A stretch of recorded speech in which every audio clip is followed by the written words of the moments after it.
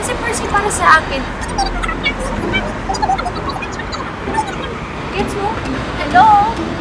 Kaibigan mo ba to? Ay, hindi po. Nagtanong lang po ng oras. Nagtanong ka lang ng oras tapos bumbuhay na niya. Pinagkento na sa'yo. Diba? Ay, naku, Atasha. Aling Priscilla. Ba't ba kayo nandito? Anong maipaglilingkod ko sa inyo? Sinabi ko na sa'yo yun eh. Di ba? Magpapatato ako. Talaga? Oo, para pa iba naman. Sigurado kayo? Oo. Doon? Oo, doon talaga. Kailangan amuyin ko yan. Mabango ba yan? Alam mo, sinasabon ko yan, kaya malinis. Amuyin ko muna, ha? Pwede. O, sige. Malinis naman. O, tutuan ko na. Sige.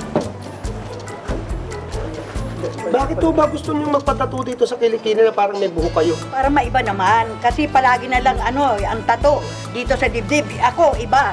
Sa kilikili, talagang gusto ko. Oh, okay na. Maganda, ha? Maganda. Mags na kayo dyan. O, sige. Okay, ho. Maraming salamat. Salamat, ho.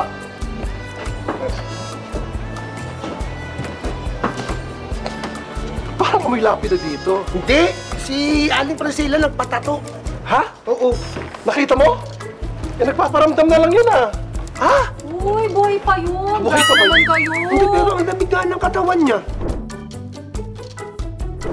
Dahan-dahan. Sketch pa lang to? Wow! Skin effort! Ang galing mo pala magtato! Siyempre, alam mo naman, matagal ako sa kulungan, kaya natutunan ko to doon sa mga kakosa ko. Ha? Matagal ka sa kulungan? Oo! Isang araw pa lang, kanaya ka na. Di ba? Pinalabas ka ni Aga. Isang araw lang pala. Naman. Niyansahan ka na na. Anong ibo ko?